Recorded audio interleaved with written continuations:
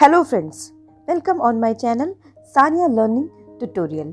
Friends, आज का topic बहुत ही इम्पॉर्टेंट टॉपिक है आप सबके लिए। तो वीडियो को स्टार्ट करने से पहले अगर आपने मेरे चैनल को सब्सक्राइब नहीं किया है तो सबसे पहले सब्सक्राइब कर दीजिए। तो चलिए वीडियो को स्टार्ट करते हैं। आज का टॉपिक है teaching versus learning comparison chart. Hindi में कहे तो शिक्षण वर्सेस सीखना तुलना चार्ट। फ्रेंड्स, मैंने ये टॉपिक आपके लिए बनाया है क्योंकि ये टॉपिक आपके लिए बहुत ही ज़्यादा इम्पॉर्टेंट है। अब आप पूछेंगे कैसे, तो वो मैं अभी आपको बताती हूँ। फ्रेंड्स, अगर आप गवर्नमेंट टीचर की एग्ज़ाम की प्रिपरेशन करते हैं तो ये वीडियो आपके लिए बिल्कुल सही वीडियो है। फ्रेंड्स, ये टॉपिक को मैंने बहुत ही रिसर्च करके, एनालाइज करके सिंथेसाइज किया है आपके लिए, क्योंकि टॉपिक से रिलेटेड बहुत सारे क्वेश्चन बहुत सारे एग्जाम्स में पूछे जाते हैं। जैसे अगर आप बीएड कोर्स की प्रिपरेशन करते हैं तो बीएड में ये टॉपिक बहुत ही ज़्यादा इम्पॉर्टेंट है और ये टॉपिक आपको पढ़ना ही पढ़ना है। टीचिंग लर्निंग की टीचर ट्रेनिंग की आप प्रिपरेशन करते हैं तो टीचर को और टीचिंग लर्निंग की प्रोसेस के लिए आपको ये समझना बहुत ज़्यादा ज़रूरी है कि क्या कंपैरिजन है टीचिंग एंड लर्निंग के लिए। बीटीसी की प्रिपरेशन करते हैं यानी कि बीएलएड या फिर डीएलएड की प्रिपरेशन करते हैं तो उसमें आपको ये टॉपिक भी पढ़ना होता है और उसके एग्जाम में भी पूछे जाते हैं। साथ ही साथ एमएड की प्रिपरेशन अगर आप करते हैं तो एमएड के में भी वो भी एक टीचिंग लर्निंग की प्रोसेस है, उसमें भी ये टॉपिक ज़रूर आता है। इसलिए ये टॉपिक बहुत ही ज़्यादा इम्पॉर्टेंट है। सभी पेपर में ये टॉपिक फंसता है। उसके बाद कॉम्पिटिटिव एग्ज़ाम जैसे सीटेट की प्रिपरेशन करते हैं या फिर यूपी टेट की प्रिपरेशन करते हैं या एमपी टेट की प्रिपरेशन करते हैं या ऑल ओवर किसी भी स्टेट लेवल के टेट की प्रिपरेशन आप करते हैं तो उसमें आपके लिए ये टॉपिक बहुत ही ज़्यादा इम्पॉर्टेंट है। ज़रूर क्वेश्चन इससे पूछे जाते हैं। यूजीसी नेट की प्रिपरेशन करते हैं, सेट, उसमें भी आपके ये क्वेश्चन ज़रूर आते हैं क्योंकि टीचिंग और लर्निंग की या टीचर ट्रेनिंग की एग्ज़ाम की जब भी बात करते हैं हम तो उसमें टीचर और लर्निंग की टीचिंग क्या है और लर्निंग क्या है इससे रिलेटेड क्वेश्चन ज़रूर पूछे जाते हैं। केवीएस, एनवीएस या एक्सेट्रा किसी भी एग्ज़ाम्स की अगर आप प्रिपरेशन करते हैं टॉपिक से क्वेश्चन ज़रूर आएंगे। इसलिए ध्यान से ये टॉपिक को सुनिएगा। या किसी भी इंटरव्यूज़ में अगर आप जाते हैं इंटरव्यू देने के लिए तो वहाँ पर भी ये क्वेश्चन आ सकते हैं।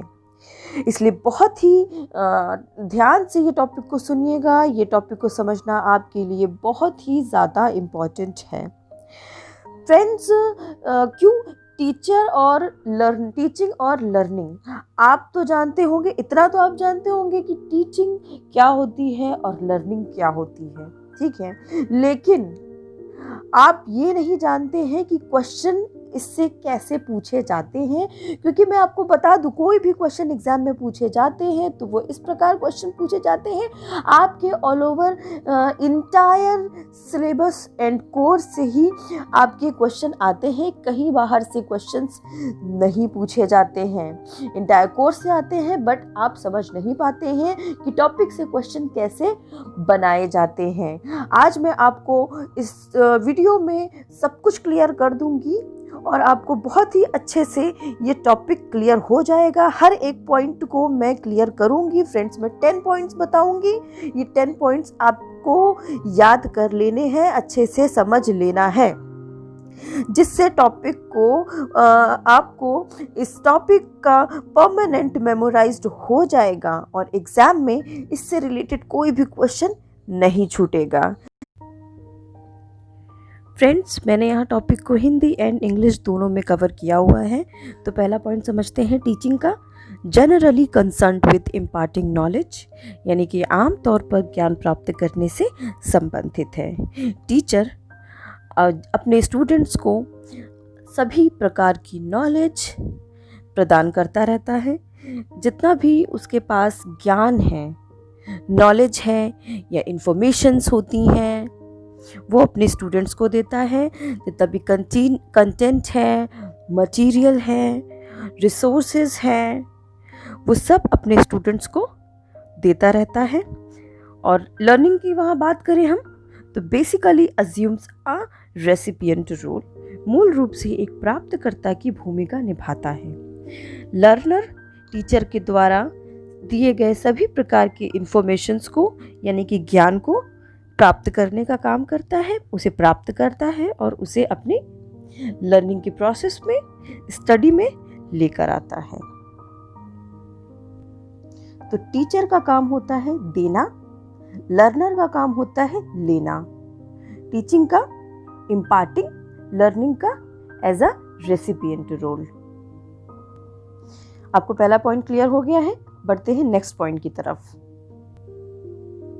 सेकंड पॉइंट है टीचिंग के पर्पस से हायर अथॉरिटी यानी कि उच्च अधिकार। टीचर को हायर अथॉरिटी की पद प्रदान की जाती है।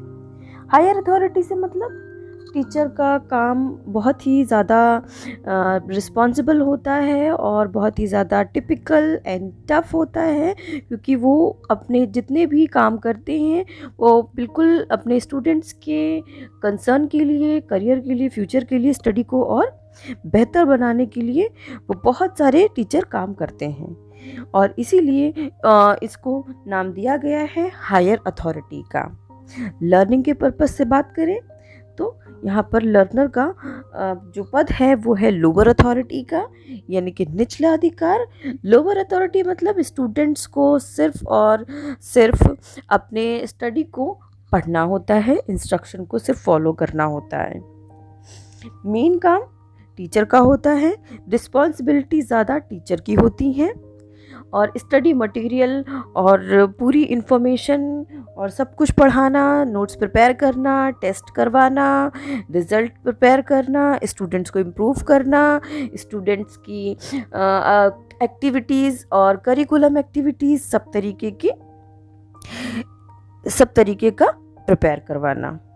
तो लर्नर का काम होता है सिर्फ और सिर्फ टीचर को फॉलो करना और टीचर की इंस्ट्रक्शन को फॉलो करना होता है। तो यहाँ पे मैंने बहुत एक सिंपल सा लाइन में, वर्ड में लिख दिया है ताकि आपको बहुत ही आसानी से ये समझ में आ जाए और याद हो जाए।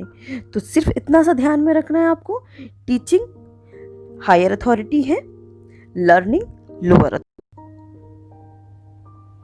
थर्ड पॉइंट की बात करते हैं, teaching credited with better skills, बेहतर कौशल का श्रेय। एंड यानी कि एक टीचर जिसके अंदर बहुत सारी स्किल्स होती हैं, क्योंकि जब वो टीचिंग करने के लिए आते हैं तो उससे पहले वो बहुत सारे वर्किंग एक्सपीरियंस लेकर आते हैं और स्टडीज़ करके आते हैं, और इसलिए उनके अंदर बहुत सारी स्किल्स होती हैं स्टूडेंट्स को और स्टडी करवाने के लिए, यानी कि बेहतर कौशल का श्रेय जाता है टीचर को। वहीं लर्नर की बात कर लें तो viewed with lesser know how, कम पता के साथ देखा, यानी कि लर्नर जब आता है क्लासरूम में या किसी टॉपिक को स्टार्ट करने के लिए, जब भी वो स्टडी में आते हैं या तो वो नहीं जानते हैं, अगर वो जानते हैं तो वो बहुत कम जानते हैं। इसलिए लर्नर को कम पता के साथ, यानी कि बहुत कम लेसर नॉलेज होती है, लेसर नॉलेज होती है।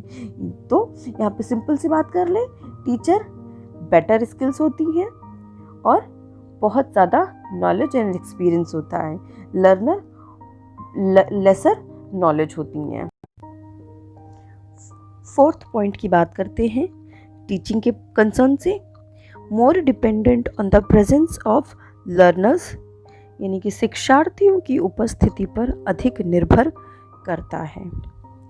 एक टीचर लर्नर की प्रेजेंस पर ज़्यादा डिपेंड होता है, यानी कि जब अगर लर्नर्स होंगे क्लासरूम में तभी टीचिंग की प्रोसेस होगी, इसलिए टीचर अपने लर्नर की प्रेजेंस पर ज़्यादा डिपेंड होता है।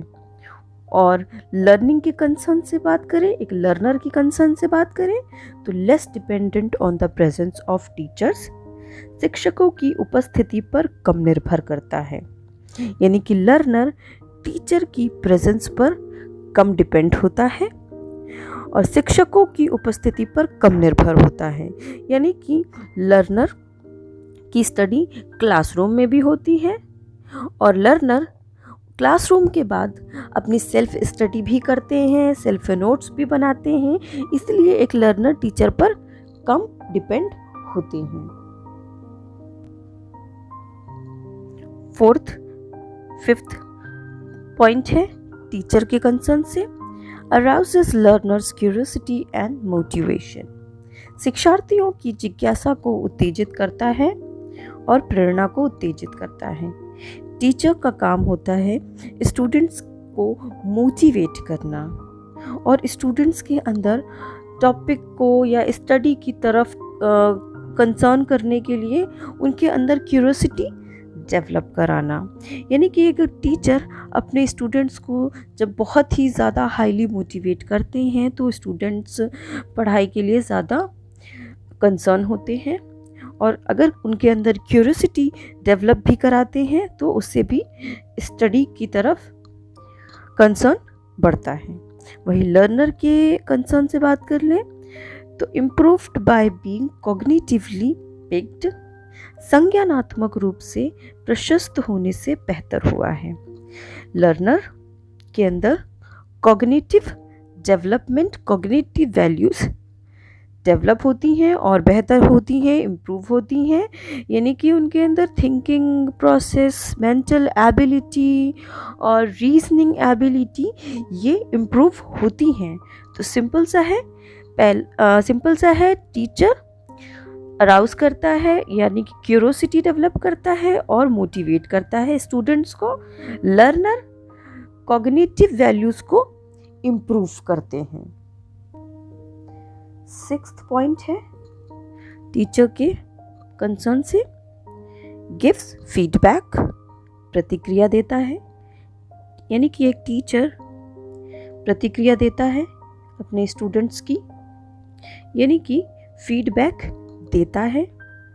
वही लर्नर के कंसर्न से बात कर लें तो learner understands and applies feedback, प्रतिक्रिया को समझता है और लागू करता है।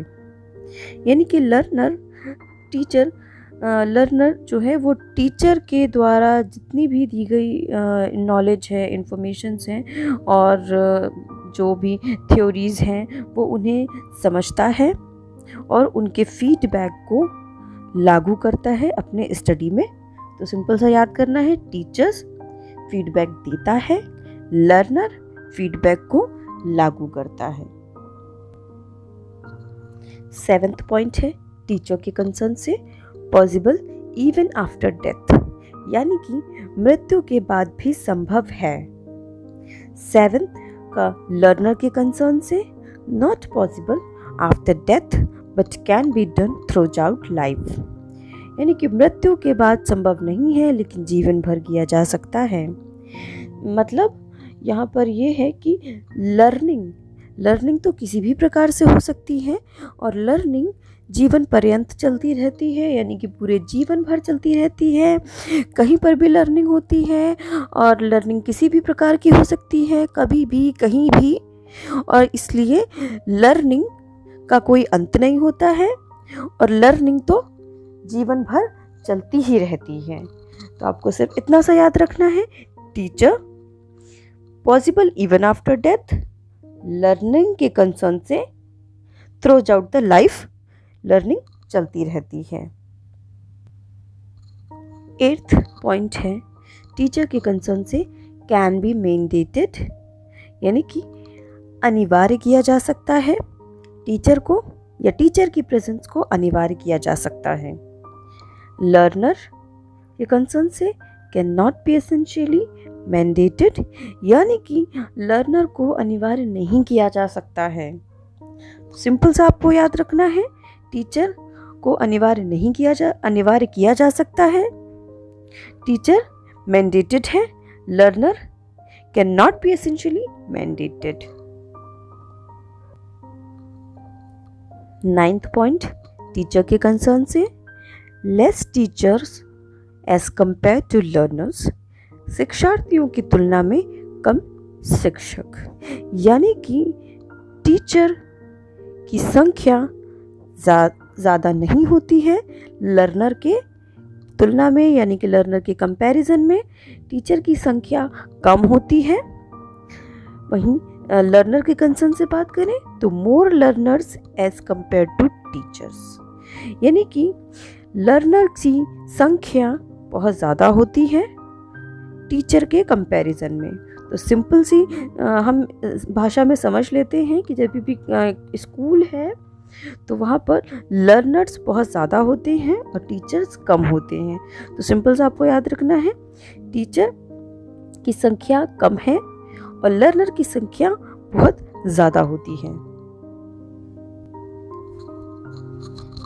10th पॉइंट है एंड ये लास्ट पॉइंट है, टीचर के कंसर्न से टीचर मोर ऑटोनॉमी होते हैं, यानी कि अधिक स्वायत्तता वाले होते हैं। और 10 लर्नर की बात करें तो लेस ऑटोनॉमी वाले होते हैं, यानी कि कम स्वायत्तता वाले होते हैं। टीचर अपने आप को अपडेट्स रखते हैं, हमेशा अपडेट रखते हैं अपने स्टडी के लिए और टीचिंग लर्निंग की प्रोसेस के लिए, इसलिए उन्हें मोर ऑटोनॉमी बोले जाते हैं। लर्नर यानी कि लेस ऑटोनॉमी इसलिए बोले जाते हैं क्योंकि टीचर स्टूडेंट्स को अपडेट करते हैं, वो स्वयं अपडेट नहीं हो पाते हैं, उन्हें समझाना पड़ता है, उन्हें काम करवाना पड़ता है और उन्हें इंस्ट्रक्शन देने होते हैं। इसलिए सिंपल सा, teacher more autonomy, learner less autonomy. तो ये कंप्लीट होते हैं आपके टीचिंग वर्सेस लर्निंग के 10 पॉइंट्स, यानी कि टीचिंग क्या है और लर्निंग क्या है, इनके बीच में क्या अंतर है, क्या कंपैरिजन है, ये मैंने आपको समझा दिया है। और बहुत ही इजी से नोट्स हैं और ये आसान सी भाषा में मैंने आपको बताया हुआ है। आप इन नोट्स को अपने कॉपी में भी नोट डाउन कर सकते हैं और आराम से बाद में इसे समझ सकते हैं और आपको एक बार में ध्यान याद आ जाएगा। और क्योंकि ये बहुत ही ईजी है, ठीक है, तो अगर आपको ये वीडियो अच्छी लगी तो प्लीज़ मेरे चैनल को सब्सक्राइब कर दीजिए और मेरे वीडियो को लाइक कर दीजिए। मैंने इससे एजुकेशन से रिलेटेड बहुत सारे वीडियोस डाले भी हैं, आगे भी मैं एजुकेशन से रिलेटेड या एग्ज़ाम की प्रिपरेशन से रिलेटेड, सीटेट, टेट है, नेट है, उससे रिलेटेड भी वीडियोस मैं आगे चल के डालूँगी। और अगर आपकी कोई भी क्वायरी हो इस वीडियो से रिलेटेड या फिर मेरे अदर वीडियो से रिलेटेड तो कमेंट बॉक्स में आप कमेंट कर सकते हैं, मैं आपका रिप्लाई करूंगी, आपकी क्वायरीज़ को मैं फीडबैक दूंगी। Thank you for watching.